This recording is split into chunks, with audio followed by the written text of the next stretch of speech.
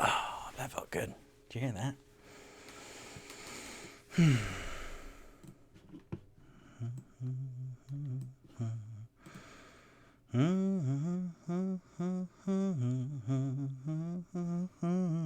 My pretty baby, to warm the lonely nights, I love you, darling.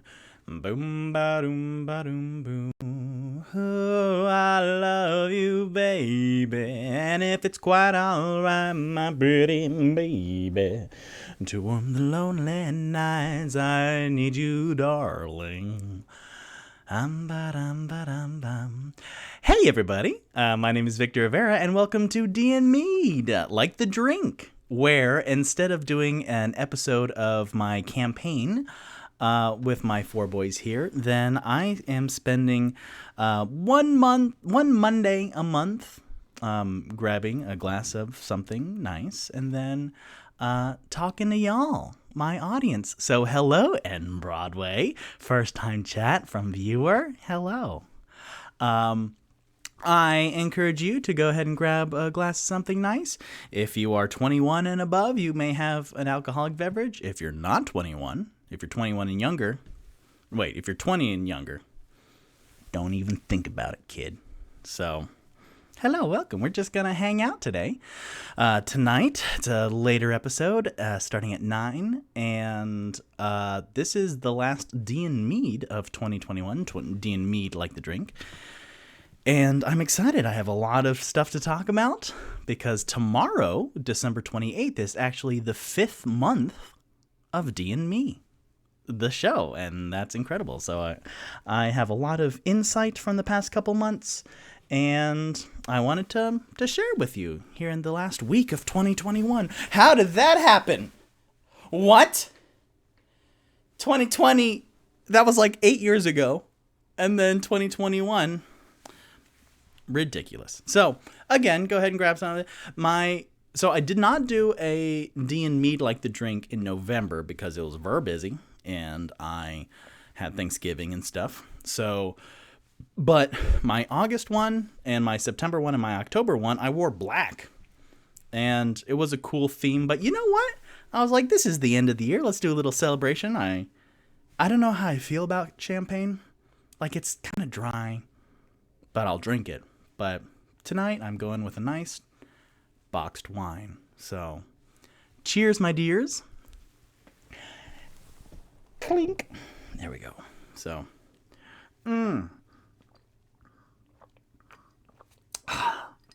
you can taste the cheapness. It's great. So, welcome again to D&Mead Like the Drink. I'm just letting the thousands of people file in. I'm stalling here at the beginning. If you have any questions whatsoever, let me know. Cheers, and Broadway. Yeah, any questions? I have some notes, but tonight's just going to be let's see, what are the tags for this Twitch? So it is under the category of just chatting, and the tags, I'm allowed 5, so this is campaign planning, which I mean kind of is, I'll tell you all about that, behind the scenes definitely, but especially chilled, chatty, and cozy. So, welcome. But, oh boy, mine's already, but the 3 previous D&Meads, I try and do it a Monday every month, D&Mead Like the Drink Monday, but for this one, I was like, you know what, it's a celebration, it's a toast to 2021, all the good stuff. So I decided to wear white, and then I wore a tie for you. Look at that. For this tie, good thing my webcam's not great, because I don't know if you can iron ties, but I sure tried, and it's got a little stain on it, like a little burn mark.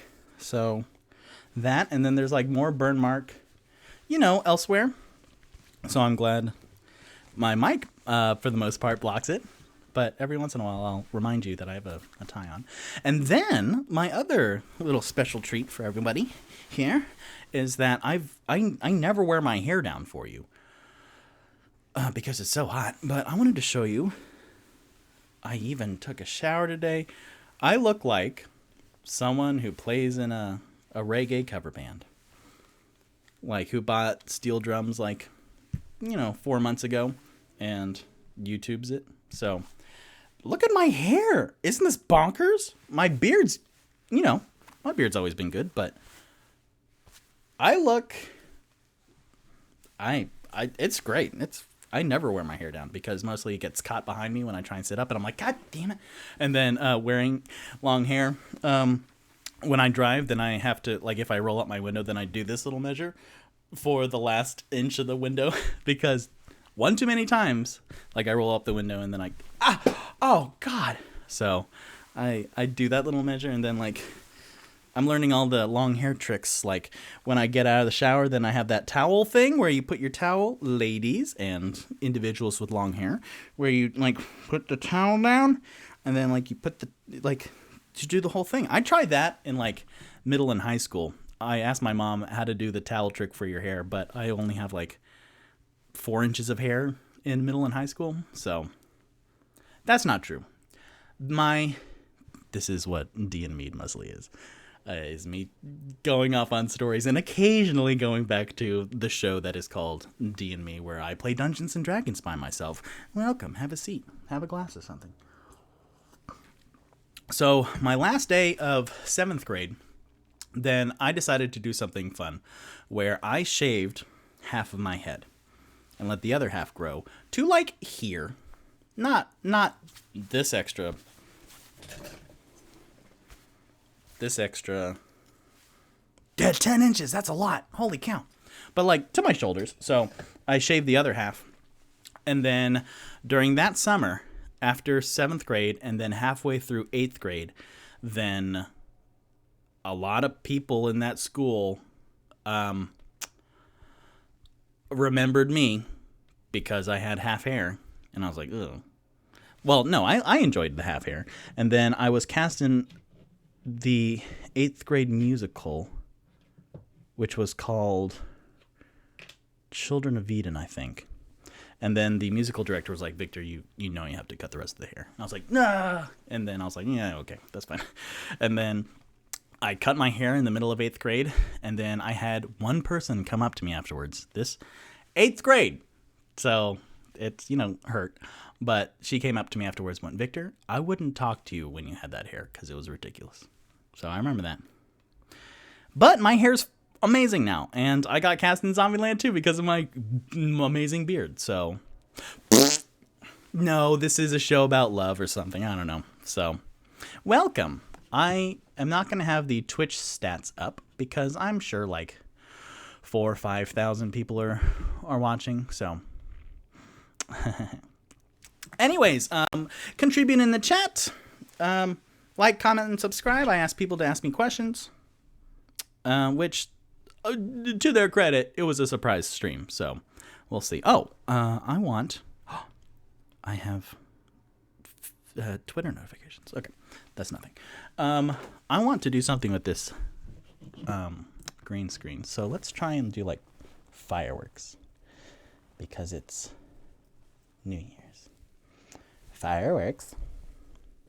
Pictures. If one has a watermark, that would be funny. So let's try and look for that. This looks fun. Excuse me.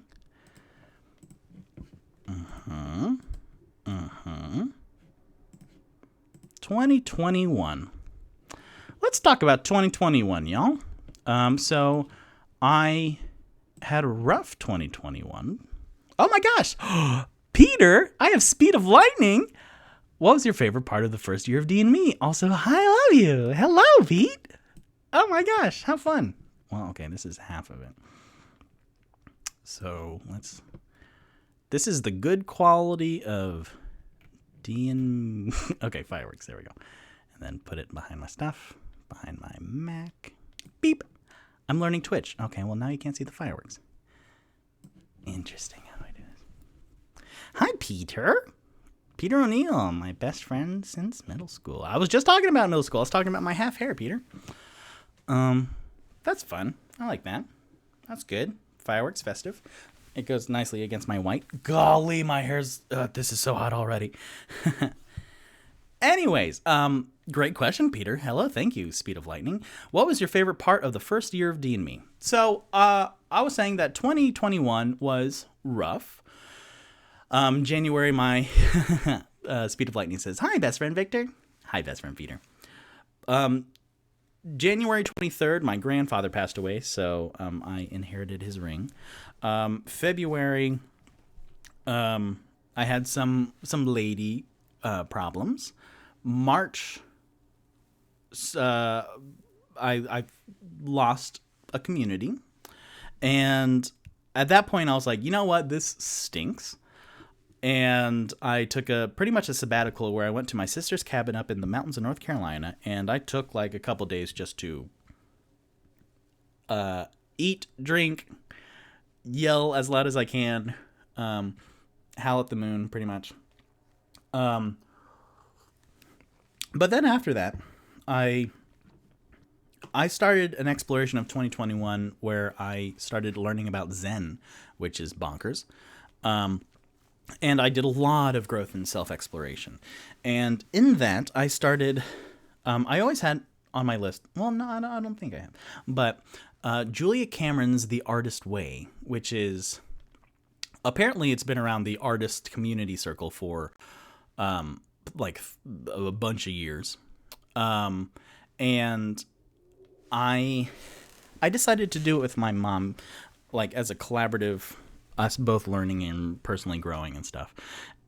And it's a 12-week like exercise book where you have different tasks and assignments each week, and you recover a sense of identity and safety and self-expression. And it's a lot of these things where you don't associate it with being an artist, but then after you read the chapter, you're like, oh, absolutely, that has to do with artists and how we are our own worst critics, and like self-doubt, and then, well, I can't be an actor, or I can't be, and it applies to all artistry, which is amazing. And after all of that, week 11 out of week 12, then I sat down and I was like, oh, I have this idea where I love the art form of D&D, and I came up with this show where I love playing it, but unfortunately, some of the groups eventually dissolve because that's what part of being an adult is sometimes. So I decided to take the art form of D&D and then put my own spin on it, what can I control? So I took all the characters that I've played in campaigns past. So Tipsy was my first one. Onyx was my second. Rock third. Rock, speaking of which, Peter O'Neill, Speed of Lightning, we played 3 games with Rock. But I was like, oh, there's so much potential here. And then Toot Toot I played a bunch of games with. And then I decided to make it my own show. And then it has grown so much since then. 5 months, which is incredible. Every D&Mead, it turns out, it comes up that I share my numbers. But I have them queued up here in a second. But 5 months tomorrow. So my favorite part of D&Me for the first year was really doing it. And the first episode, and doing it and how it spans so many different art forms. For example, my first when I was cobbling everything together, then graphic design, because I made this banner. And this is like my third draft of the banner, because the first one was like really low quality. It was real blurry and pixelated. And then I asked a graphic designer friend on how to help me. And so then I made this. And then like my logo for D&Me, the little cube. Oh my God, I'm sweating so much already. And just leaps and bounds, because the first episode of D&Me, you can't do your 50th episode without the first crappy episodes. S, plural. Because the first one, I was so nervous that I said 699 ums. I counted them. Because when I was editing the podcast, because this is a podcast also, it's a show, it's a Twitch show, it's a YouTube show. I have 5 different D&Medias, D and social medias. So the first episode, I had 699 ums. But from that, episode 20, I've had substantially less ums. So me doing it, I've come up with little shortcuts on how to, I flipped through so many pages that first time, but now I've made, cheat sheets, and it's streamlined now, and every episode I tighten it up more and more. And this next year, for the second year of D&Me, for 2022, I have so many plans. I am working my side gig so I can save up money so that I can spend more time, because this is $1 million idea, and if nothing else, it's for me and for you, the audience. But really, I'm not viewing it from a money standpoint, but for 2022, I'm really going to treat it as a business and then give back to myself. So I'm very excited. And Broadway asks, what has D&Me taught you about yourself? Very good question, because this is arguably a masturbatory artwork. This is me playing with myself, which is my opening joke for every episode, which is very funny and will never not be funny. But really, if we break it down to its nit and grit, then each of these characters represent a different facet of me, literally. Tipsy is like the chaotic, the funny, it's very the party Victor, where if you're at a party, then I put on Tipsy and I'm everyone's friend. Oh, look at me doing wacky stuff. And him and looting. Y'all, if you could see my room right now, there's so many toys and everything around. Then Onyx, what I really wanted to aim for with Onyx is everyone else is kind of a hem and haw, okay, well, let's figure out these plans. And I'm listening to Critical Role, and I'm almost done with the second campaign, which is huge, but they spend 17 minutes talking about a plan, and I don't love that facet of D&D. So Onyx was really developed at his core of, without it being 17 minutes, then 5 minutes in, when people are like, well, maybe we should do this, then he's the one to go, all right, let's go. And then he will get up and then do the dang thing. So I admire Onyx, and I try to strive for him sometimes of doing it and not overthinking. Then Rock, he's turning into a hopeless romantic here, where I designed Toot Toot to be the hopeless romantic, which is very fascinating. But when I took the very first Pottermore quiz, then way back when, in high school, middle of college, then it went, boop, you're a Ravenclaw. And I was like, well, let's see what my second Pottermore account says. So I made up a new one, so I've been Hufflepuff ever since. But Rock really represents the thirst for knowledge. My dad... my mom, me, and my sister are all Hufflepuffs, and then my dad's a Ravenclaw, so he is a lifelong learner. He thirsts.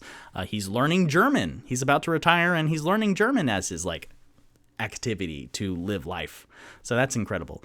Rock, like I love trivia, so Rock represents that form. And then Toot Toot really is the performer in me, and lawfully good, so he has manners, and I've been brought up with manners. With him, I was thinking about this, and Broadway, this is exactly plugs into your question, where the Adventure Zone is another D&D show, and their first campaign is called Balance, and then it was Amnesty for their second big campaign, and then they finished Graduation, and all of these had different characters and different themes, and then their fourth one is Ether Sea, which doesn't represent a value, but they're like underwater people. For Dungeons and Daddies, which is another D&D podcast, their first season that they just finished up is called Odyssey. So I was thinking, okay, what would the first season of D&Me be so far? And I've come up with Identity, because all these characters are learning about themselves. I'm definitely learning about me, because there was a point, not in this adventure, but actually when I was DMing my other group, then there came up a moment where I can't give away too many specifics, but there was a moment where someone's mentor was, the truth was revealed and stuff. And then I said a sentence, I said like a paragraph actually, as another character who's just completely in the wings and I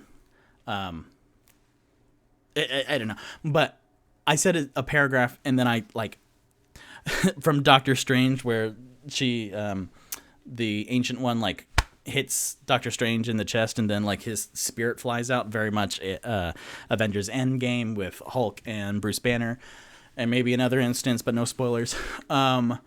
It was very much a moment of that, and then afterwards I texted my mom and I was like, you won't believe what I just said, because it exactly, almost word for word, was an instance in my life that was reflected through the art of D&D. I am undoing these sleeves because I am already sweating.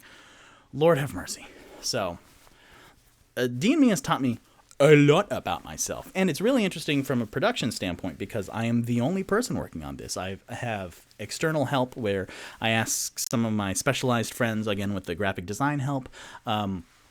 My friend who was my best friend in elementary school, they did the amazing theme song that we have now, which is absolutely bonkers. You can, they are Bradley Owens, so you can find them on Instagram at Bradley Owens, Bread Ley Ovens, and they have a band, and I try and thank them every episode. Sometimes I don't, but I have them in all of the descriptions and stuff for all of the episodes. I need some more drink. That's a lot. So yes. Speed of Lightning at 914 asks, how did you feel yourself change and you started to dive... How did you feel yourself change and you started to dive into this new adventure? Well, change, things tightened up. It was really an instance of, I know I've always been capable of good product, and I know my work ethic to be excellent, but sometimes my follow through is as. Speed of Lightning corrects to as. So, as did you feel yourself change? This doesn't make sense, Peter. No, I'm kidding. How did you feel yourself change as you started to dive into this new adventure? I made a little joke, but that makes more sense. I know I have an excellent work ethic, and it comes out in spurts. But I, as a personal artist, have not had great follow-through on my own projects, like my own Victor projects. I have excellent follow-through and then follow-up with other people on their projects, and after a while, with my breakdown in March, of 2021, then one of my biggest takeaways was that I wasn't doing art for myself. So this is really doing art for myself. It started huge when I first started diving into this adventure. It was so much work, and then really for when I was serious about it, then really the first 3 or 4 weeks I woke up and then I worked on D&Me until I fell asleep. So it was great. And then also like through the D&D media, and then like working through all my old notes, and it challenges me differently in all the artistic ways. So the graphic design, and then just me writing, and then me exploring all of these different art forms, like editing, because I did a couple videos early on where I edited the video, and then the different artistic challenge of me editing audio for podcast, and how is that different, and what's the pacing like, and still I'm exploring the balance of how to make it sustainable, where I have 6 episodes of the podcast out now. You can find that on my link tree at linktr.ee/DnMeAdventures and like gnome, where I have 6 episodes on Anchor.fm and Apple Podcasts and Spotify and stuff, but I have 20 episodes, 21 in 2 more days.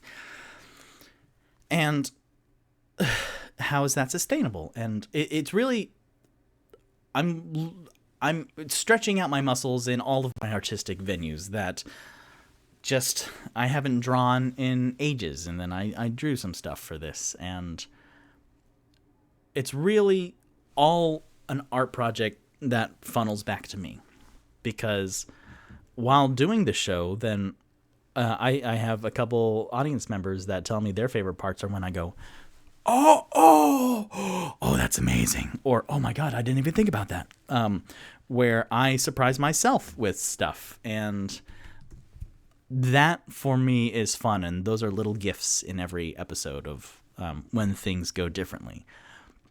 Because early on, I thought a folly of this show would be that I write too much, or that I just stay with what I write and prepare, and I don't have any flexibility. But then, inversely, one of the most fun things is when I do go kind of off kilter from what I have been thinking about before I go to bed for the past week.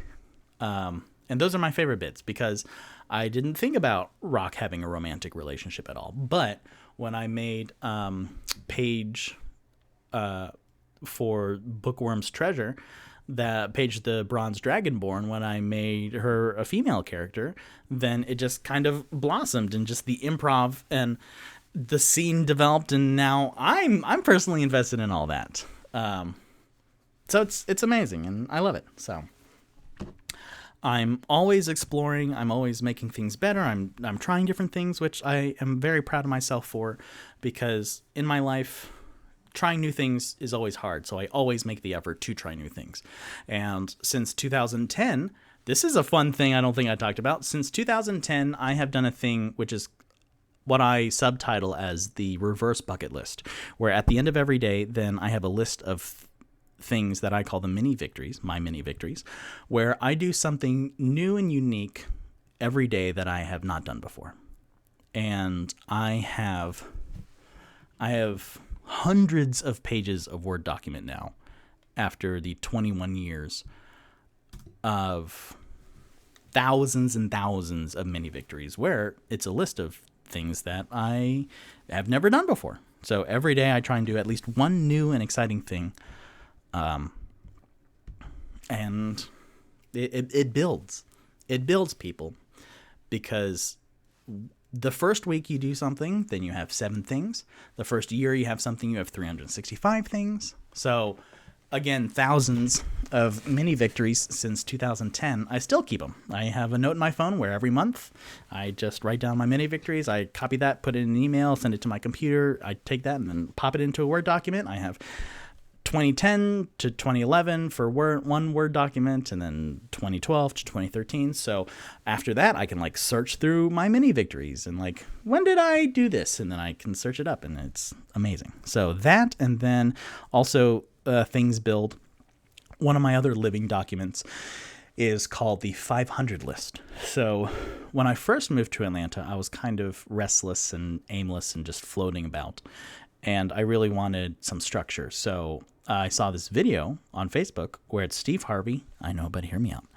Where it's Steve Harvey encouraging people to make a list of 500 things they want, regardless of time or money, where the first 200 are easy because it's the 200 things that you want off the top of your head. The next 150 are hard.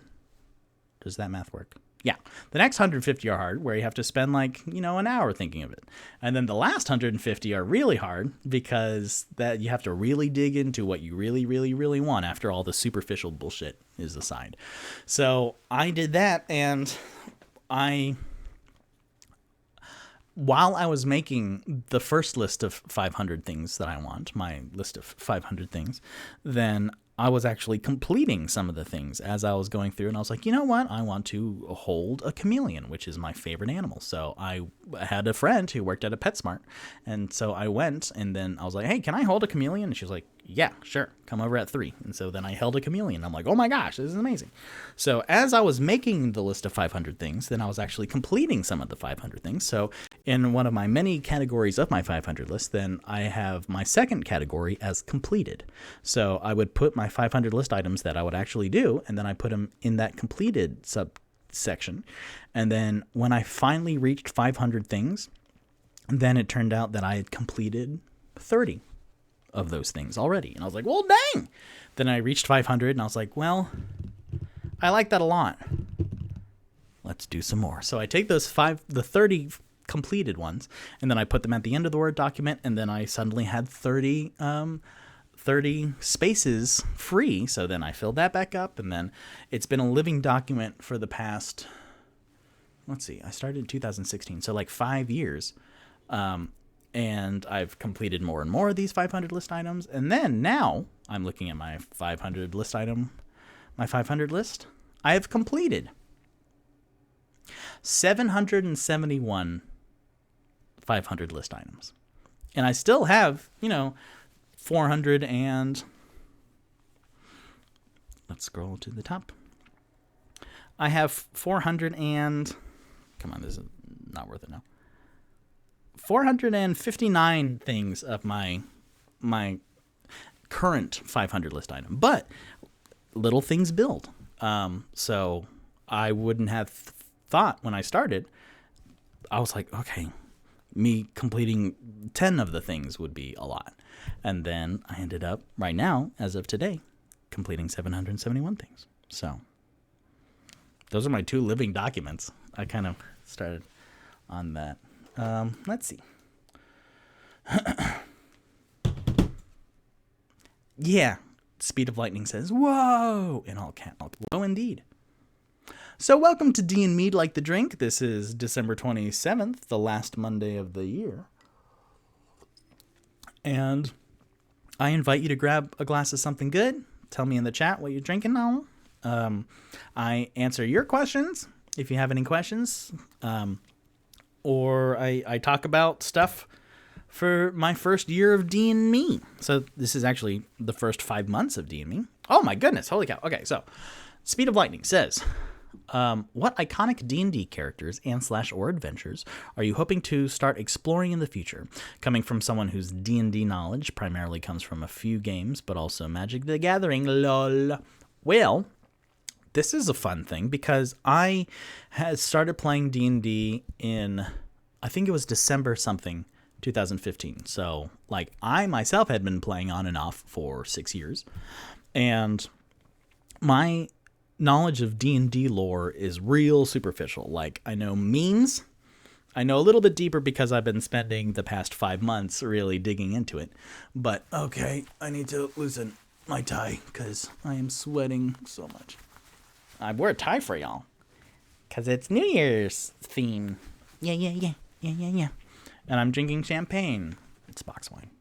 Really cheap, delicious box wine. So my knowledge of D&D lore is still novice, I would say, because D&D was created in 1972, and I read a book about the history of D&D, so I'm learning a whole bunch of stuff. But I have a lot of plans for iconic D&D shit coming in. Like, when I read something, I'm like, oh, definitely I want to do that. So I'll leave most of it as a surprise for later episodes, because I also don't know the timing of stuff.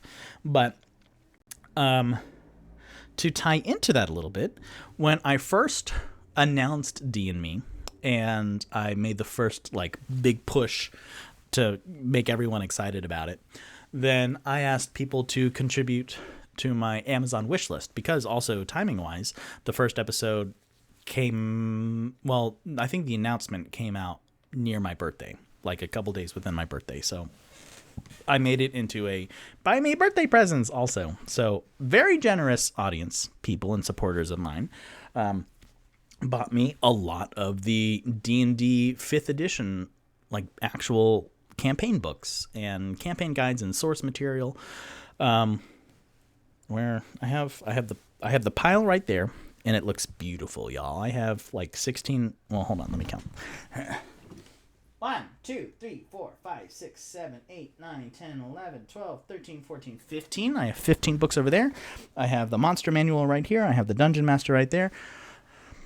15. Fart. 1, 2, 3, 4, 5, 6, 7, 8, 9, 10, 11, 12, 13, 14, 15. So 15 over there. Monster Manual, Dungeon Master Guide right here. I have the Player's Handbook, and then Waterdeep Dragon Heist. So I have 19 books. And then today, literally today, as I was driving down from North Carolina for the holidays to Atlanta, my home base, then my sister texted me and said that Barnes & Noble had 50% off all hardcover books sale today. And then I was like, well, shit, I need to find the first Barnes & Noble around me to see if that's true. And then I wound up buying 4 more D&D books for the price of 2. And they're not cheap. So the fact that it's half off and then I pretty much got 4 for 2, my Amazon wish list is getting fulfilled, and that's a really amazing feeling. So out of those 23 books, then there's a bunch of lore and a bunch of characters that I definitely want to use. What adventures I'm hoping to start exploring in the future. Early on in D&Me, I spent weeks and weeks on the project straight. And then after a while, I needed money, so I started having a side gig. But when I was in the overly enthusiastic mode, where I was spending pretty much all week preparing for D&Me, then I was like, you know what? 2 hours on a Wednesday, just playing once a week, that might not scratch the itch enough. I have since learned that 2.5 hours is pretty good, because I have other stuff going on in my life, believe it or not. But I was playing around with doing, and I still, it's on my list, but I've thought about doing, there are 2 anthology collections for D&D. One is called Tales.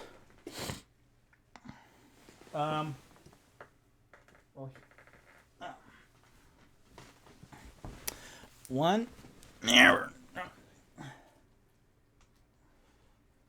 Okay.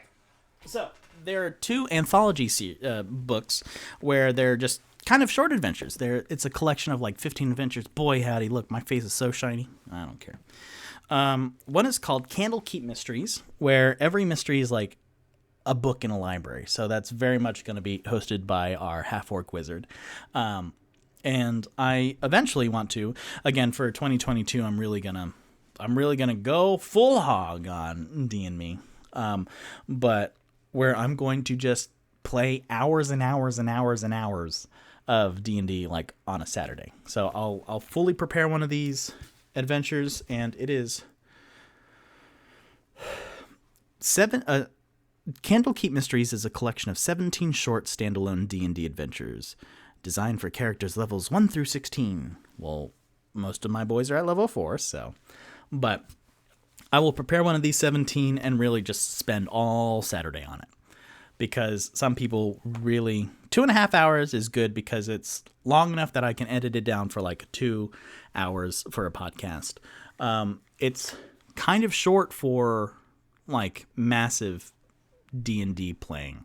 Like Critical Role averages about 4 hours each episode.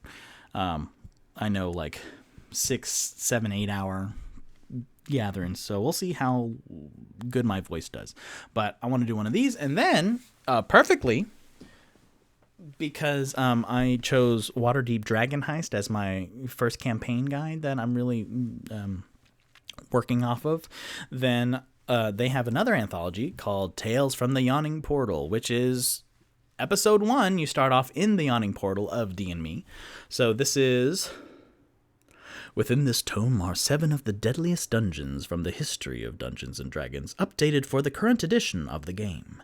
Some are classics that have hosted an untold number of adventurers, while others are newer creations, boldly staking a claim to their place in the pantheon of notable adventures.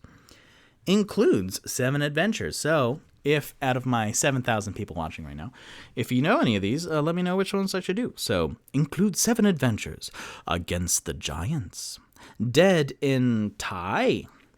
3. Forge the Fury. 4. The Hidden Shrine of Totomaokan. 5. The Sunless Citadel. 6. Tomb of Horrors. 7. White Plume Mountain. I think actually Scott Cobb, who I thanked earlier, said he loved White Plume Mountain. So thank you, Box Wine. Tomb of Horrors is actually, I think, one of the deadliest D&D adventures. But so to answer your question, Peter, 8 minutes ago, what iconic D&D characters are you hoping to explore in the future? There's definitely plans for a Beholder. Boy, shit, dude, I'm sweaty, but my fan makes so much noise. Coming from someone whose D&D knowledge primarily comes from a few games, but also the Magic Gathering. Magic the Gathering, it's very good. I need to pick up those cards from you. So, thank you one and all for joining me in D&Mead Like the Drink. This is just a Monday. I try and do it once a month.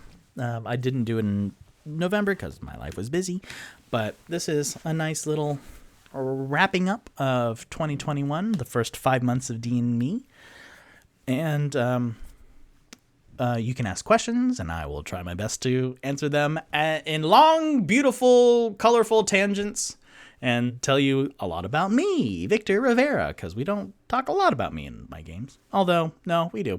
But Peter says, you do one of these days. I'm just going to build you a D&D deck. Ooh, that'll be fun. Don't spend too much money on me. Do. No, I appreciate you. Speed of Lightning also says, oh, shit, what if it was a D&Me deck? Dude, that's legit. So that beautifully ties into Christmas. Happy holidays. I hope you either celebrated and enjoyed whatever celebrations and religious ceremonies you do, or if you don't, then I hope you had fun with loved ones, friends, and family. If holidays are hard for you, then my heart goes out to you, and sincerely, I hope it was calming and whatever you needed it to be, because I know that some people, holidays are really tough on them, so I want to offer you my love. So thank you for joining me, and still being here, because that's important. But one of my Christmas gifts, I asked my immediate family to make art or to come up with an artifact or a talisman or some tangible real life object of how they connected to D&Me. So one of my suggestions was like either a piece of art of like whatever you connect with D&Me, how you relate to it, what it means to you, or like a set of dice that Spanish Moss Stash would use, or something like some real life connection, which I love, and my family did amazingly for that. But Peter, if your connection to D&Me is through Magic the Gathering Dungeons and Dragons cards, then that is fucking awesome, my dude. That would be cool as hell. So I wholly encourage that. don't spend a lot of money on me. No, like, don't spend. Wait, hold on. You have an adult job now. Spend a lot of money on me. You have a lovely wife, but also you have cats, and yeah, you have plenty of expendable income now. Come on, bring it out.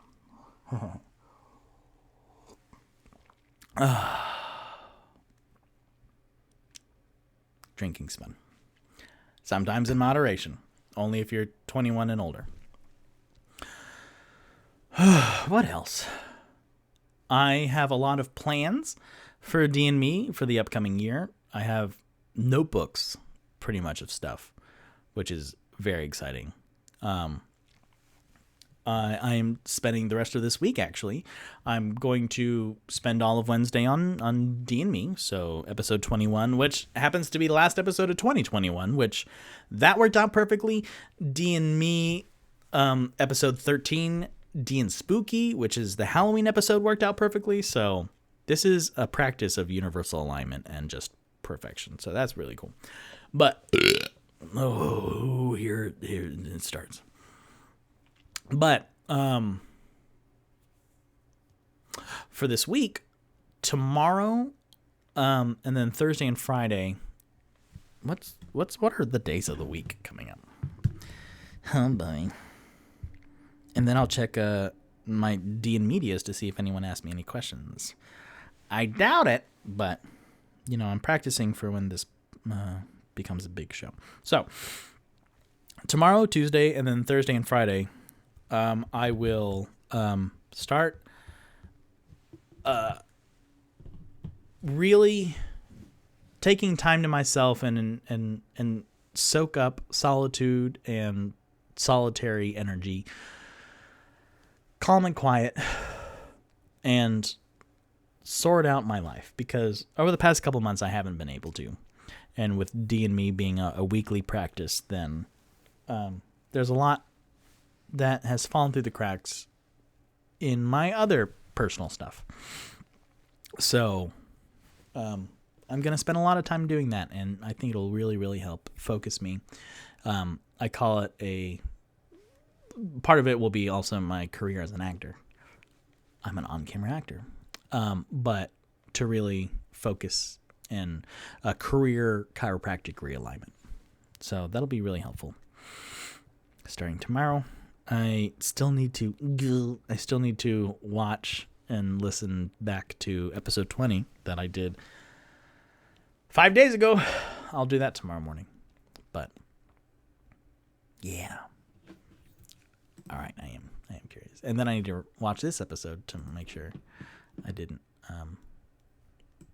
say too many things. Yee. Thank you, and Broadway, for watching earlier, and thank you, Speed of Lightning, for watching now. Peter, are you drinking anything right now?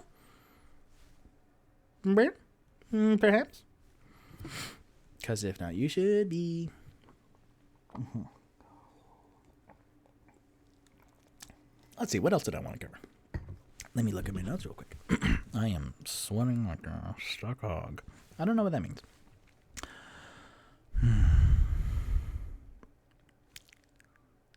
Oh, let me also... Oh, hey, this is cool. So yes, I didn't do a November D&Mead like the drink. Tomorrow's my 5th month anniversary. And then...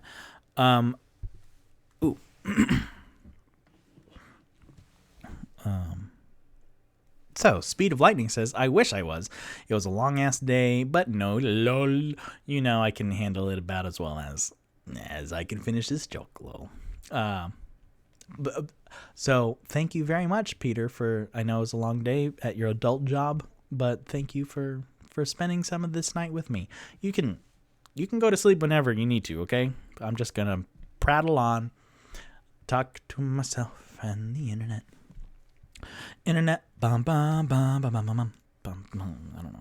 But one of my notes that I have written down is that for my D&Medias, so that's social media, that's Facebook, Instagram, and Twitter, and Twitch and YouTube also. But right now, I think I have 90 followers on Twitter, and then 90 followers on Instagram. Ooh, what's that cool little Pokey Disudui as a little prime emote. I need to do emotes, man. I need to figure out Twitch. I will. That's why I'm spinning. Anyways. Oh, now I don't know how to get out of here. Okay. Sleep? Nah. Peter says, sleep? Nah. I'll just start blowing up your chat with these emojis I found. Do it. I don't know if you need to subscribe for them, but When Can We Play has an emoji of me, and it's my character from their Blades in the Dark game where it's Thingama and it's just my face drawn like with glasses. It's fun. Speed of Lightning asks, no emotes yet? You should do classic faces, but it's with these D&Me boys doing it. All right, so yes, I will take suggestions. I don't know how many emotes I have and stuff, how many I can have and at what levels, and I have one subscriber, so there's a channel point or a subscriber point that I can spend or something, and I'm figuring it all out. So that's so cool. Thanks. But right now on Twitter and Instagram, I think I have 90 followers on each. What would be awesome, what would be so cool, is if come 2022, then I have 100 followers on each. That would be super cool. So, if you want to share them to your friends who might be interested in a one-person D&D show, then I would be really appreciative. Thank you. And Broadway asks, have you cosplay any of your characters? I have thought about it a lot. So for Onyx, he has vertebra in his beard, which I need to edit into this Hero Forge because I had it in the previous one, but then they got winter outfits, so But I have thought about how to cosplay each of these. Tipsy, I will need to shave, but I have Waddles. I have a little rat figurine with his scarf, and that literally is the photo edit of the scarf. My mom took a picture of it, and then I photo edited it onto Waddles. But for Onyx, I have looked into how to prepare dreadlocks. That is it's a very strong life choice, but I do want to make out of polymer clay or something onto these little binder clips, vertebra or fine vertebra, and then from that, then I could just pin it like that. So that's a cool little detail that I want to do. I have thought, so after making Onyx, then I have been interested in, well, this will sound weird, but roadkill and forging deer bodies in the woods, and how to properly process and prepare bones. So that's it, because then I had to do that research in order for his his bones and trophies and hides to be properly. I want it to be accurate and cool, and yeah. So that rock, this is great. I was gonna mention it. Where is it? I was gonna mention it in this week's episode 21, but if you'll excuse me, I'm going to show you one of my coolest Christmas presents. So, I am so sweaty. Lord have mercy. There's so many books now. Okay. Oh, God, there's so much stuff in my room. Okay.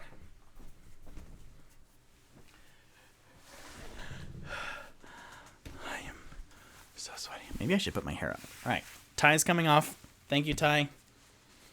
If you didn't see it earlier, I burned that tie with an iron. And now my hair's coming up. First, to appreciate how long it is. That's ridiculous. Okay. But it's really fucking hot. So much hair. All right. So, onyx vertebra in the beard. Now my neck is exposed and cool. That's a weird thing. But my mom, who, if you watched earlier, Speed of Lightning says, watches Victor slowly take off clothing on Twitch. Best night ever. You're so funny. my mom, who also, if you were watching earlier, she explored the artist's way with me, which is a self-reflection and a artistic chiropractic realignment into what connects you to art. And if you're an artist that's kind of lost their way, then it really helps ground you back into why you do art and what art means to you. So she discovered that she wants to make books, like hand make books, like hand stitch the spines and come up with these cool, like recycly, making pages with like pockets out of them made out of Trader Joe's bags and stuff. So she, for Rock, made Rock's spellbook, and it's huge. And she listed off like the fabric on the outside and then the fabric on the inside are both purple, Rock's purple, and then these like little golden corners, which is exactly what I described. And like it's a tabletop, like a coffee table size book, and then like the little ribbon, and like I can write all of his spells. It's a little intimidating because it's a beautiful book and it's perfect. So, you know, the scariest thing for an artist is a blank page because of the thousands of possibilities. But I'm very excited. That's one of my best Christmas presents. Thank you, Mommy. So that's humongous. So I will definitely use that to cosplay as Rock. And then for Toot Toot, I love his confidence and his... like, he will go up to a shopkeeper and then say his name and then, like, connect with them. So for the North Carolina Renaissance Festival, which was a couple months ago, then I wanted to embody Toot Toot. So I wore kind of, like, I don't have a Renaissance outfit yet, so I need to work on that. But I really wanted to embody Toot Toot, and I was like, you know what? What if I was in character as Toot Toot the Loxodon Bard, but it would be Toot Toot the totally human bard, and then go up to the shopkeepers and like learn their stories and stuff. But I chickened out. But I pretty much dressed as kind of like a tipsy Toot Toot hybrid because both of them kind of their base costume. I'm not a seamstress and a costume person and a wardrobe designer. So that's not, you know, great, but I had a cool brown outfit that worked for the Renaissance Festival. So, and Broadway says, "Oh my God, you have to join my Ren Fair clan this year."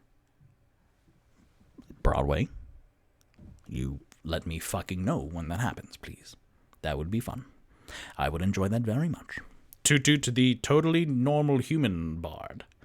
And yeah, like I have a lot of crazy stuff in my closet that spans many fandoms, but I don't have a Renaissance Fair outfit. And like I was trying to figure out how to closet cosplay with stuff I have, my boys, and I need a lot of help. So yeah, if you have friends, then send them my way. Tell me how to be my boys in real life. So yes, please, Broadway. I would like all of that information, please.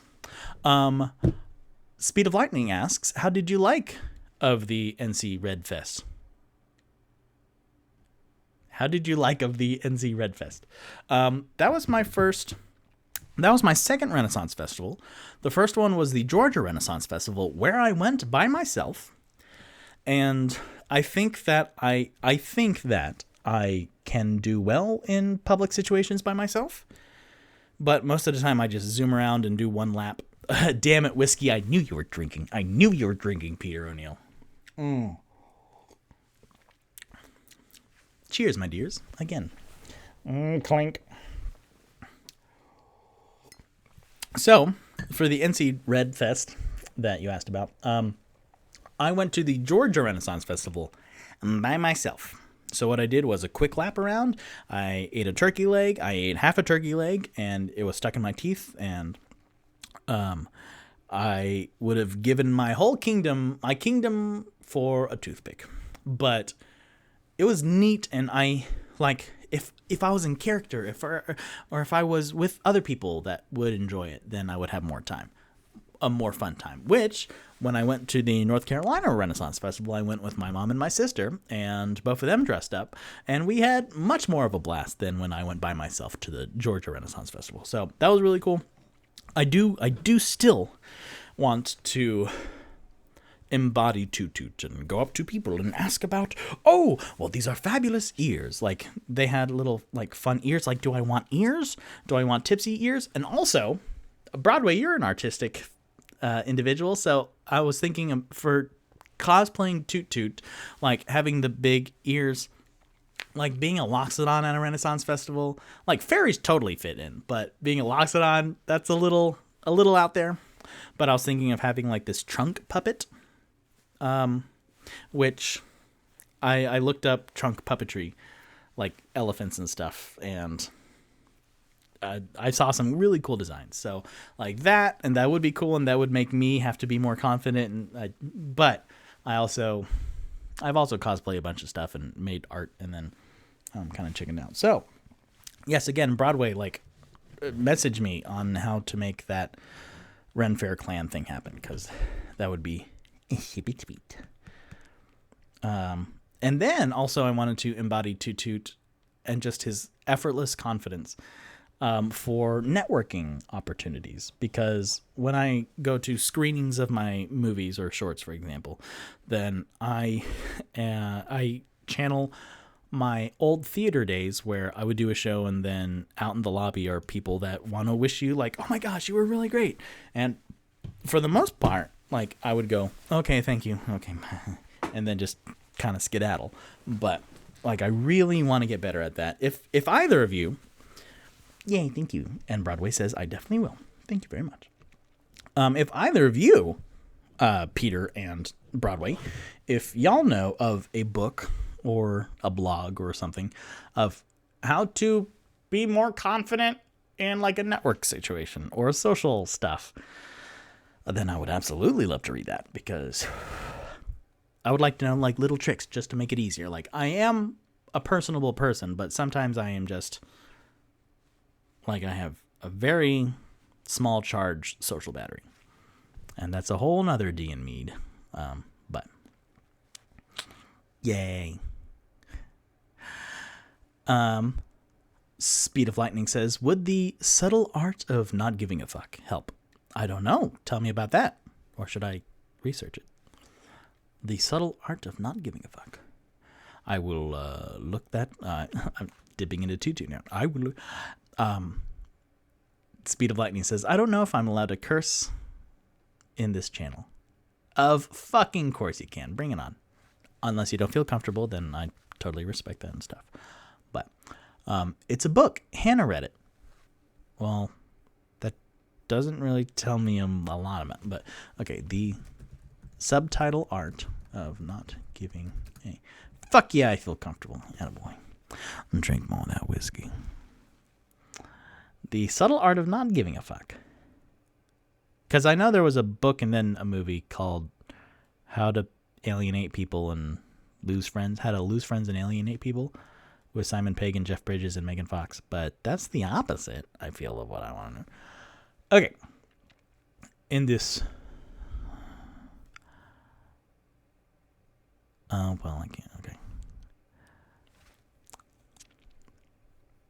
In this generation-defining self-help guide, a superstar blogger cuts through the crap to show us how to stop trying to be positive all the time so that we can truly become better, happier people. For decades, we've been told that positive thinking is the key to a happy, rich life. Fuck positivity, Mark Manson says. Let's be honest, this shit is fucked, and we have to live with it. In this wildly popular internet blog, Manson doesn't sugarcoat or equivocate. He tells it like it is. A dose of raw, refreshing, honest truth that is sorely lacking today. The subtle art of not giving a fuck is his antidote to the coddling, let's all feel good mindset that has infected modern society and spoiled a generation, rewarding them with gold medals just for showing up. Okay, first of all, I love my participation trophy from when I did soccer back in elementary school, all right? So, you know, people shit on participation trophies, but it made me feel real good, so I never did soccer again, but... And second... what did Hannah think of the book? Because I'm a positive guy, so... Oh my gosh. So this will be fun to do.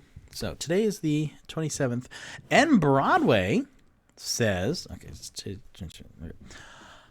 sometimes I think I focus. Sometimes I think by focusing on something I want to work on, by reading a book, I get more anxious / give it power. So I tend to practice doing more of the thing that fuels my confidence and hanging out with people that boost my confidence. That's great. I like that a lot. Like setting yourself up for success. Absolutely. I like that. Yay, Broadway. Thanks for connecting with that. But like I went to, for example, I did a horror short recently, and we went to a horror film festival up in Chicago. Was it Chicago? I think so. And I was one of the stars of the short, and then people were coming up to me, and I didn't know what to do. So, like, when, not if, but when I become of a higher level of fame than I'm at right now, because I'm going to keep working at this, then how do I handle all that? It's just something Speed of Lightning says, quotes, it was a comical read. That is Peter's wife, Hannah, on her feelings of the subtle art of not giving a fuck. Well, if it's just a... Did you read it, Peter? Because that would be interesting. By reading a book.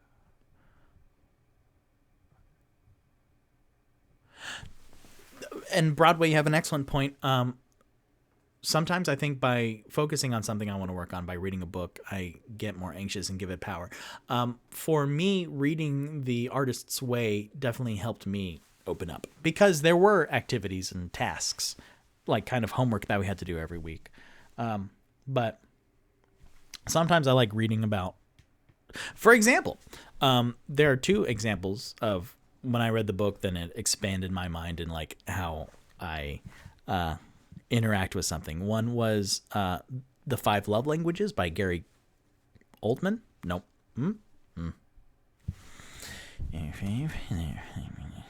By Gary Chapman, where it taught me like the 5 love languages, which is either words of affirmation, physical touch, quality time, acts of service, or gifts. So that really taught me, well, I guess that's not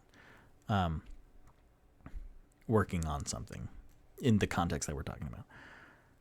And then the other one was nonverbal communication, so like body languages and stuff. Which, yeah, no, I don't really know. Speed of Lightning says, I didn't, lol. I'm getting Pokemon manga at the moment. In terms of what Peter's reading. So,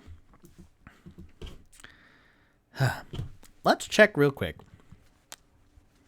I'm feeling nice and tipsy. That's me, tipsy. Thank you for joining me here in D&Mead, like the drink.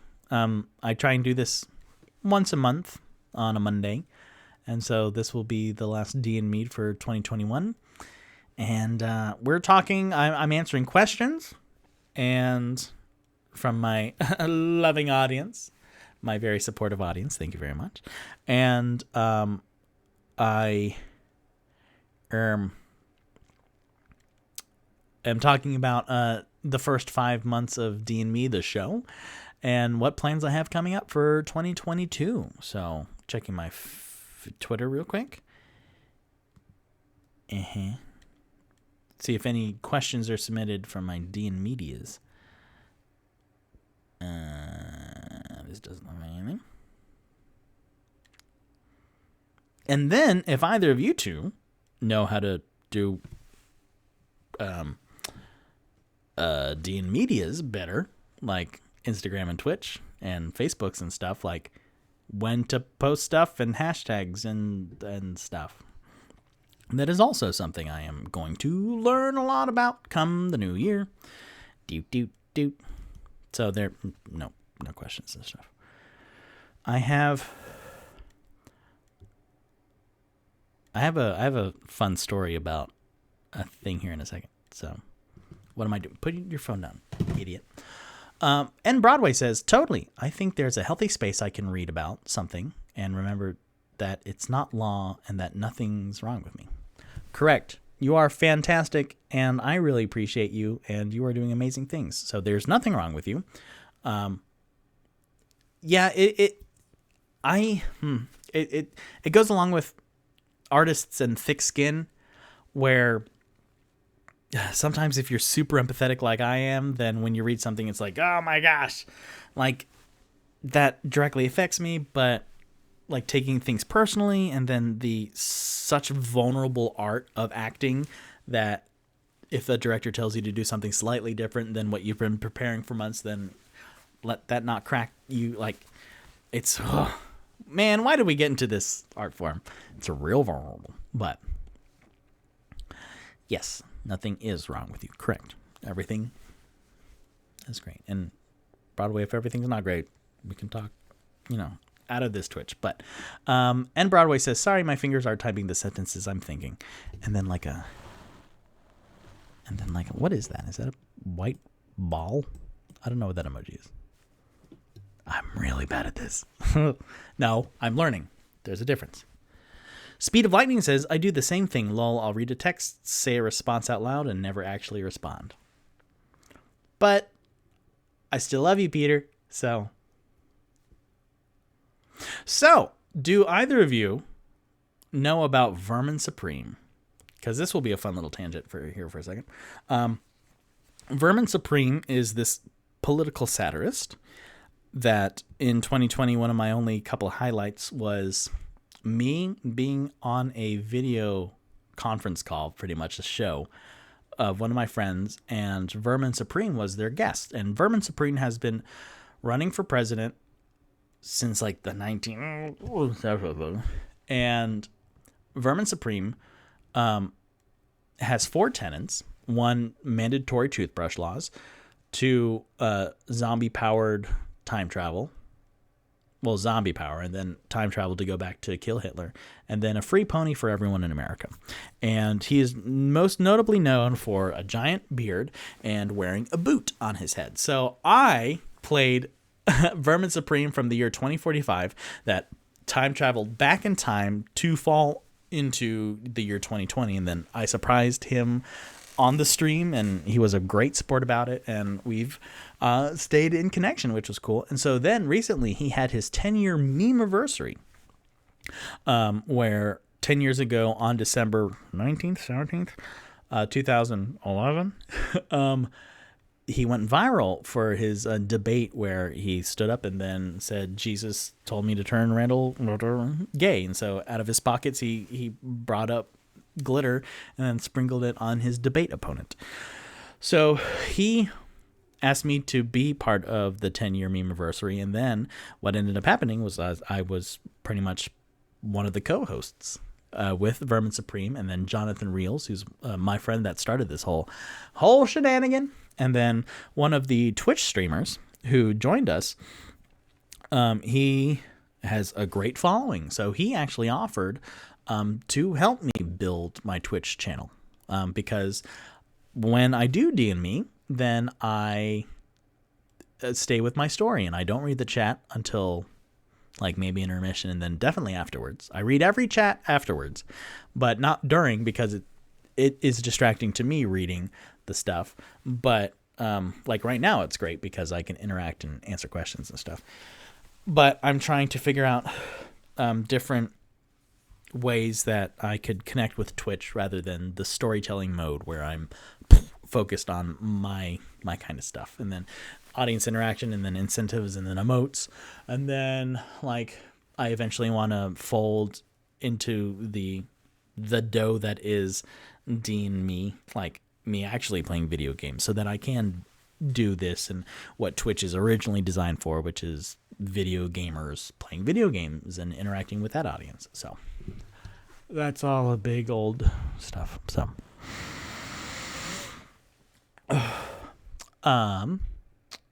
Speed of Lightning says, yes, never did I laugh so hard when someone said I want to kill you. Yes, I have videos of the first 2 times I was Vermin Supreme 2045. So both of those are on my personal Facebook. And I need to download the Vermin Supreme 10-year meme-iversary and then edit that down. But that's just one of the hundreds of things I need to work on this week.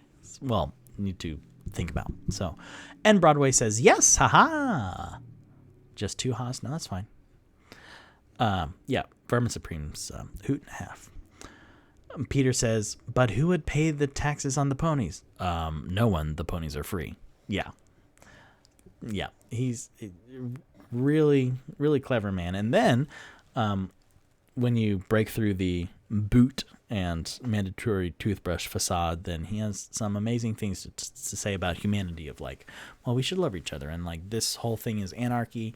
Like at the end of the first video that I have of me being Vermin Supreme 2045, then he talks about how this is a mutual understanding of how we're all just messing around. But really, anything you can do to add good into the world, that's really what his bottom line is. So that's really admirable, and that he's been doing it for decades, and that he legally changed his name to Vermin Love Supreme.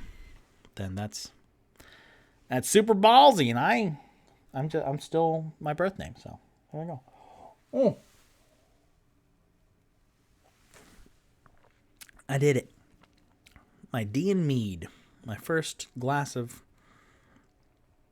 adult beverage, because I still haven't read the Twitch rules, and I'm pretty sure that I can drink, but as long as I'm not sloshed. Speed of Lightning says, was that the whole box or just the first glass? Just the first glass, baby. So here in a second, we'll take this opportunity to take a little break. Look at me producing my own stuff. Thank you so much for watching this D&Mead, and thank you my fabulous contributors, Speed of Lightning, thank you, and Broadway. Y'all are fabulous. And so for this intermission, feel free to use the restroom, feel free to grab a glass of something good, whether it's alcoholic or not, that's fine. I need to drink water. Yeah, no.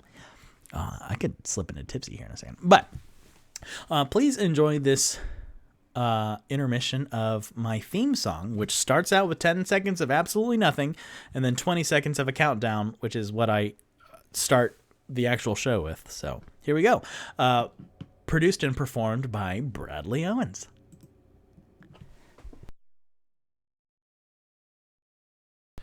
This is going so well. Man, Peter and Broadway are just the best. Oh, my mic is still on.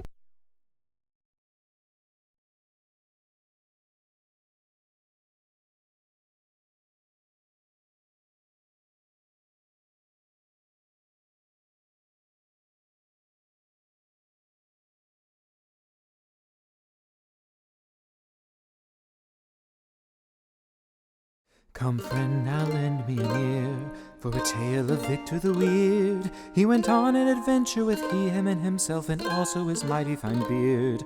Now gather round, I'll tell you about this mighty beast. He may look as human, as mere as you, friend, but soon your eyes will feast upon this marvelous creature with many body parts. His one shirt may fool you, but what if I told you his chest had 4 red hearts?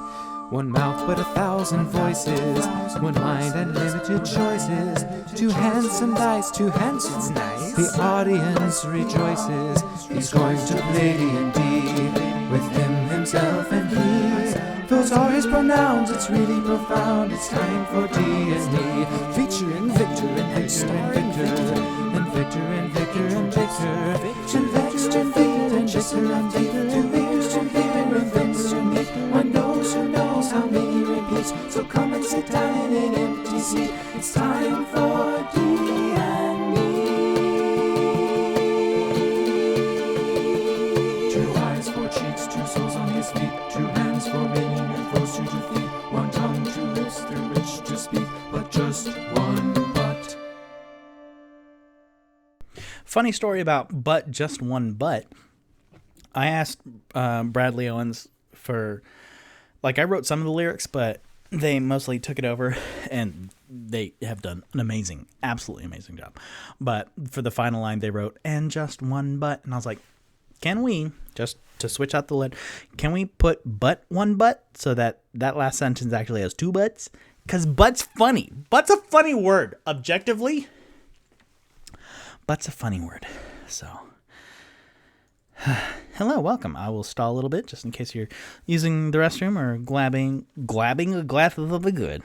Oh, golly. Grabbing a glass of something good. This is D&Mead, like the drink, where a Monday in the month, oh boy, then I answer audience questions and we just hang out for a couple hours. So what I want to do for my next little bit, feel free to continue asking me questions, and thank you, Peter and Broadway, for... It's just really nice to have company.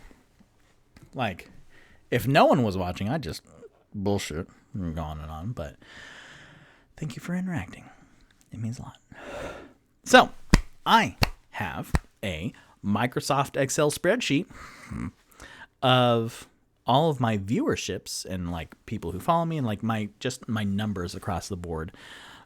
And I was scared to do it at first because I'm like, oh, these are a lot of zeros, but I'm very glad I did it. So what I have are Twitch followers, Twitch views, Twitch subscriptions, which when I started, then I didn't know a lot about Twitch. I actually hopped on because I was part of a show for When Can We Play, which is an umbrella company, them and Three Ravens Productions. And I was part of their Blades in the Dark game, which we talked about a little bit earlier, where pretty much you play as different subcategories of rogue. So that was cool. Oh, that was really twitchy. Really trippy because I have my Twitch dashboard open right now, and like there's a little bit of a delay. This is bonkers. So, anyways. So I'm going to write down how many Twitch followers I have right now, which are 74. That is no change from last week, which is fine. Like, and then Twitch views. Oh boy, that mouse isn't connected to that. Twitch views, I have 825. Which is 5 more than 3 days ago. That's the last time I took these numbers. Subscription, I have 1 subscriber and 1 sub point. That I need to learn what sub points are.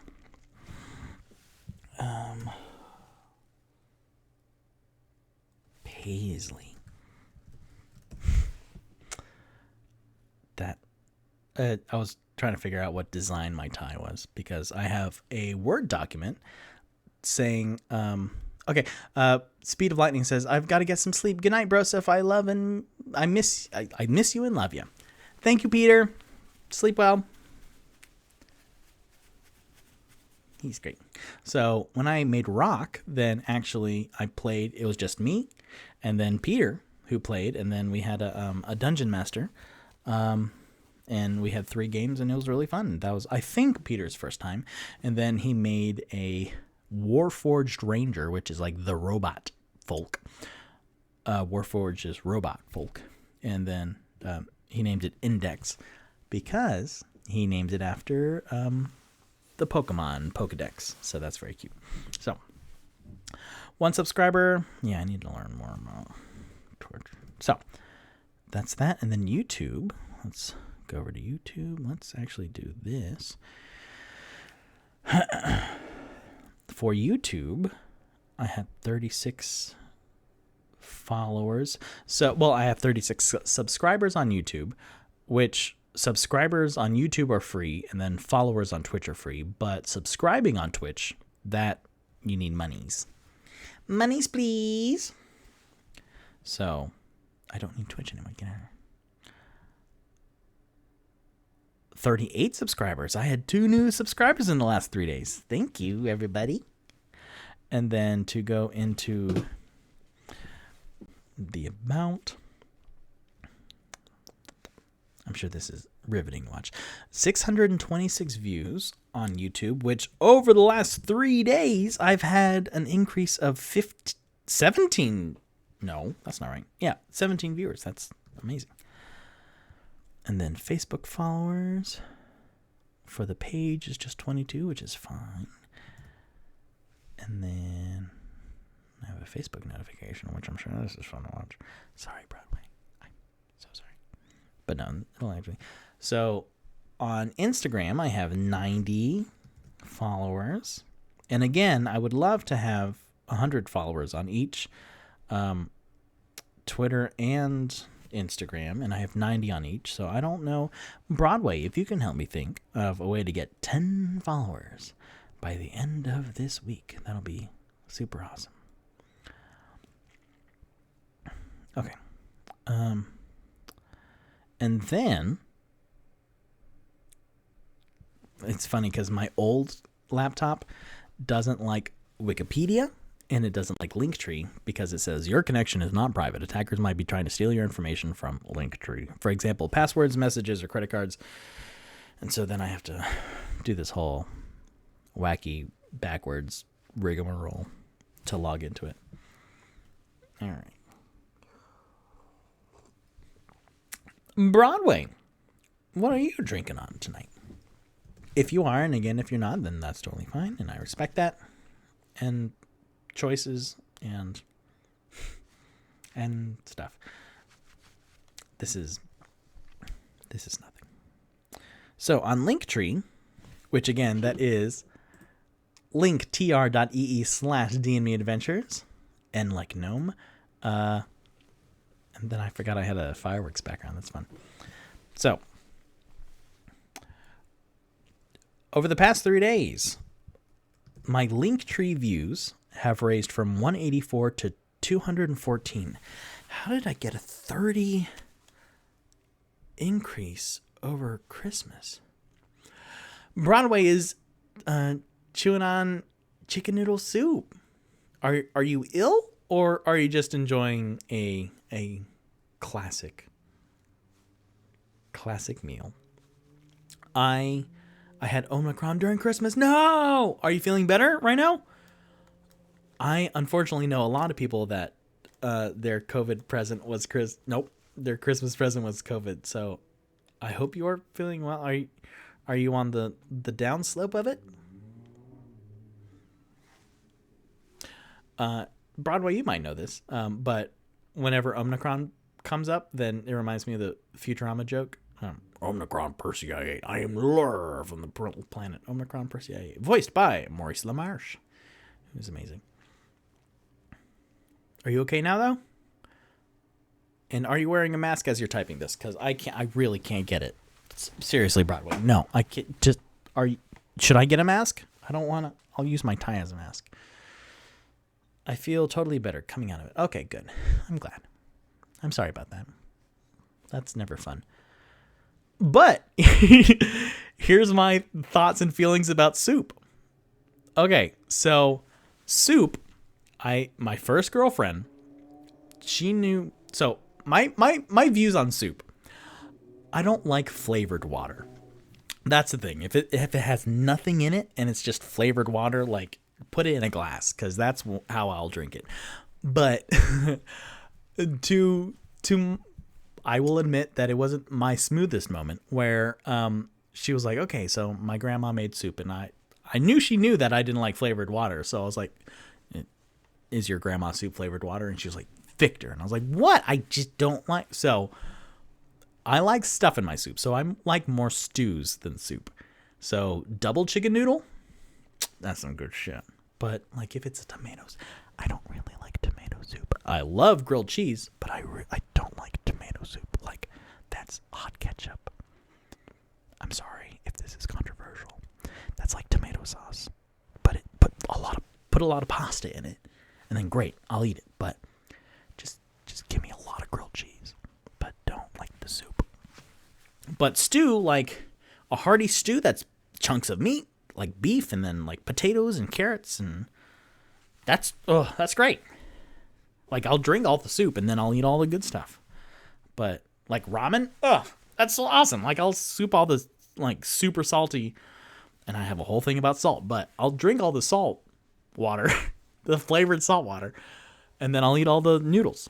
I love noodles, but don't goddamn give me any goddamn flavored water soup. I'll edit this out. Don't worry about it. So, over the last 3 days, I've had 30 people click on my link tree. And that's over Christmas. How did that happen? Thank you. That's amazing. I don't understand how that happened, though. Maybe I don't know. So, currently, I love making soup at home. What? No tomato? Okay, listen, Broadway. Listen. If it's just like Broadway says, I'm really craving a turkey leg now that we've talked about the Ren Fair. That's great. If you can split a turkey leg with someone, that's the best way to do it, because my first Ren Fair, Georgia Renaissance Festival, and then North Carolina Renaissance Festival, I had a turkey leg by myself, and I got halfway through it, and then it just got cold. And it's really hard to get through a cold turkey leg. So if you have someone to split it with, also bring floss, because both times it got stuck in my teeth. So I don't know how to work around that. Also, my first time, okay, so when I went to the Georgia Renaissance Festival, I brought a great, and I think I talked about this in actually one of my D&Meads, because it was mead, but I bought this great drinking horn, and I bought it in a stand, and I was like, oh my gosh, this is amazing, because I don't have a drinking horn, and what a great novelty.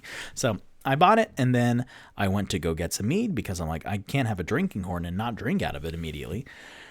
And then literally I had the drinking horn, I had the expensive $12 thing of mead, and then as I was pouring it, I could see it coming out of the plastic little glass, and I was like, fuck, I should have cleaned this drinking horn, because it went splash right into the drinking horn. I didn't wash it at all.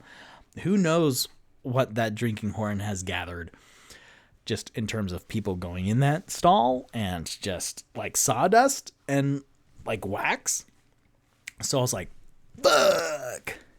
So I drank it, because I spent a lot of money on both the drinking horn and the mead. But I will wash every drinking horn I get it from there on.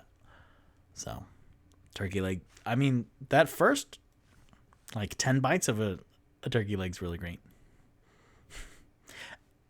Immediately. Yes. Broadway, that's perfect. Yes.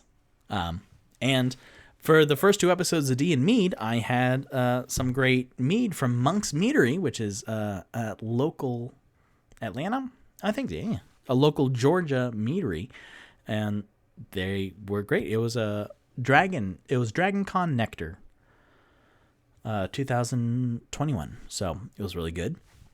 I have since switched to, I think, Sweetwater and now box wine, but I need to get Monk's Meadery to sponsor this, so I can go, oh, box wine, oh, what am I at, a bachelorette party? Is that bad? I don't know. No, bachelorette parties are better than this. And I don't get this. So over the past 3 days, 2 of which are Christmas, then I've had 20 people click on my link tree, and then 30 people visit my link tree. That's amazing. Thank you so much. I don't know how that happened, but all right. And then finally, we are checking on the numbers of my podcast. I have 6 episodes of my podcast. The first 6 episodes of D&Me. So 1 through not Crappy Adventures, but maybe Kenku Confrontation. And I've had 70 people listen to it. That's great. That is 3 more than 3 days ago. Yay! Growth. Interesting fact about my podcast, I'm feeling this box wine, but I have 10% of my listeners from Germany. I have 1% from United Kingdom and 1% from Switzerland. So thank you, y'all. I don't think y'all have the word y'all, but of that 12%, thank you very much. How cool. Lots of numbers everywhere. So Tuesday, Thursday, and Friday, I will focus and then figure out what all these numbers mean and what more I need to do on Twitch and YouTube. And if I can, I think there's a way where I can stream both live on Twitch and on YouTube, that would save me a couple steps on Thursday mornings, because I record D&Me Wednesday night and then I throw it up on YouTube Thursday morning. But that would be 45 minutes I could save if it is already on on the stuff. Broadway, do you play D&D? I know you're real fucking cool and shit. That was meant sincerely. It didn't. I know you're really fucking cool and shit, but I don't. We've only hung out a couple times, so tell me about you and nerddom and stuff. What you into? Because you are an excellent scenic painter. I knew that. And then you are currently working in a restaurant. So tell me about you. Because I talked about me for an hour and 33 minutes. And the first couple of minutes were actually me tying a tie. So I'm sure that was awesome TV. But, all right. So, Broadway says, maybe you can do an event at a meat place like Vikings Meadery or Monks. Interesting. I have thought about doing like a live show at Firemaker's Brewery or something, but live shows of D&Me, that's a little scary, but it's exciting. Yeah, that's like a couple years down the line. So Broadway says, I love D&D. That is like 5 E's in love. So that's great. Do you have a current character? What's your favorite race/class? Oh, what's your favorite race? That's not a great question, outside of D&D. Actually, in the last episode, I talked a little bit about racial alignments and stuff. So, Broadway says, I love cosplay and obviously Ren Fair. I'm building a Viking Shield Maiden look. That's so cool. Do you have like pictures on your Instagram and stuff? A Viking Shield Maiden look. One of my friends, actually, Adele Drahos, Drahos, she was in the very first commercial that I've ever filmed in Atlanta in 2016, I think. And she played one of the LARPers in Hawkeye. So I'm very proud of her. She did an amazing job. She was in multiple episodes. Spoilers, but I mean, you've had time to watch it. And then also, one of my other coworkers, Robert Mocker. Oh, I'm so sorry. I don't know. Let me look up your name proper.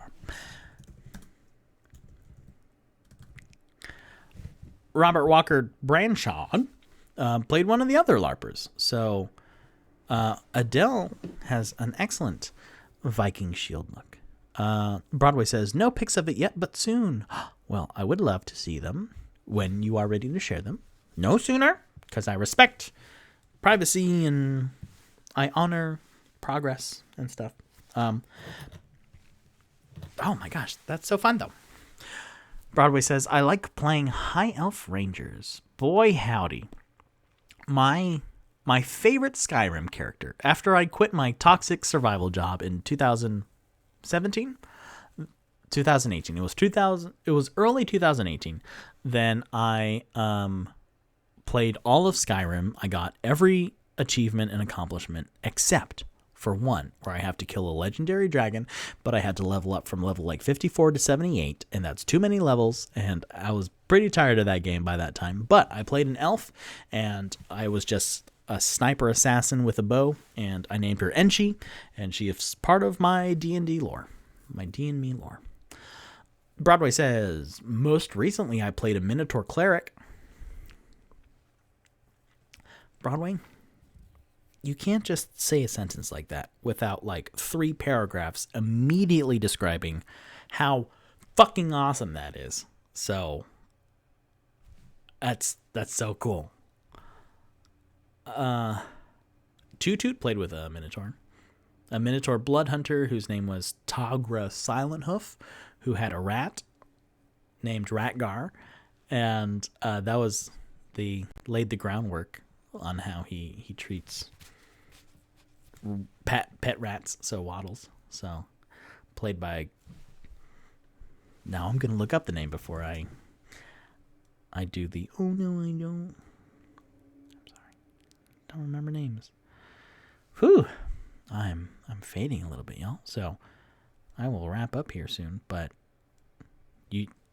Broadway, you better be typing paragraphs, my friend, talking about that Minotaur Cleric, because that's so cool. So Craig Borduin. I never said the last name before. So Craig, my friend Craig, he played Tagra Stronghoof. Nope, Tagra Silenthoof, and he introduced himself as Silenthoof in character, and that's what Toot has always called him. So, never Tagra. All right, I think I talked a lot. So, to wrap up here, thank you so much for watching. This was D&Me like the drink. Oh my god. This is D&Me like the drink. December 27th, the last Monday of 2021, where I answered questions from the chat. So it was two of my very good friends, Broadway and Peter O'Neill, who you might know from the show as Barrick, Rock's little buddy, from before the stream. And I try and do this a Monday every month, and this just worked out well. Okay, so fuck my outro. Broadway says she's the best. She's albino with the red eyes, and the magic I cast is red. Ooh, I have fully cosplay her of Avaka. That's very cool. That's very cool. Albino. Ooh. One of my characters is albino. Not these four, but I have an albino were-rat named Algernon. So you can find him at the end of episode 7, Crappy Encounters. And I'm invested in the were-rats. Yep, episode 7 in Crappy Encounters. And then at the end of episode 14, episode 12.5 is what it's called. And IMDb did not like that I named episode 14 episode 12.5. So that's awesome. I have fully cosplayed her. Broadway, this is the last question because you have been very nice in answering all my questions so far. Do you have pictures of Avaka? Of you fully cosplaying her? Because that's amazing. Like, sincerely. So, D&Mead, like the drink. I try and do it a Monday every month. Last month I couldn't do it because I was just busy. But where I answer questions, I talk about the first 5 months of D&Me and the future, so 2022, and the endless possibilities therein. And I'm very excited for it. So thank you so much for joining me tonight. Thank you for watching this on YouTube later. I don't think I will ever turn these D&Meads into a podcast form because I want you to see the sweat glisten off my face as I overheat from box wine and having my hair down and sleeves buttoned. Everybody, Broadway says, of course I do. 2 exclamation points. Full prosthetics. It's awesome. 4 E's. So, for the rest of Monday night here, I will be looking for those pictures. God damn it, that's so cool. Good for you. Amazing. So, Broadway is also an extremely talented artist. So, she knows all about the love and the passion and the time spent for all art. And I'm very proud of her. I have not been in her artistic journey long, but she's doing amazing stuff. And I hope that you're doing amazing stuff and that you... Every goddamn thing I stream has that car. I need to find that car and slash its tires. No, Victor, I can't say stuff like that on stream. I hope you're doing very well. If your 2021 was tough like mine, I hope you find a D&Me to work on, or something that helps you go on, because I feel you. I know. And if you ever want, just outside of this show, reach out to me on any of my D&Medias. My email address for this is DnMeAdventures@gmail.com. So it's pretty much this, but like cover that up. So DnMeAdventures@gmail.com for, like sponsorship opportunities and like talking about the show and stuff. But you can always message me. And I just love this little show that has a very small audience, but a very devoted audience, and I really appreciate that. So, Broadway, send me links to those pictures of you as a vaca,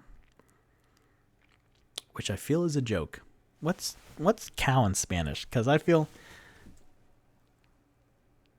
cow in Spanish. Yeah, you're hilarious. God damn it, that's good. A vaca. Yep. You know exactly what you're doing. All right. So thanks for watching Victor get increasingly buzzed. And I want to end it at a clean... Oh, well, it's not, because it's an hour and 46 minutes already. But let's see. Do I have any fun things to do here in the outro? I was going to wear this tie, but I decided to give the gray one last time. That gray tie is going home. I'm gonna throw it away. That gray time is going home. I have nothing. I don't know. Yeah. Thanks, everybody. And I'll see you in 2022. Happy New Year. Happy holidays. I'm really tired.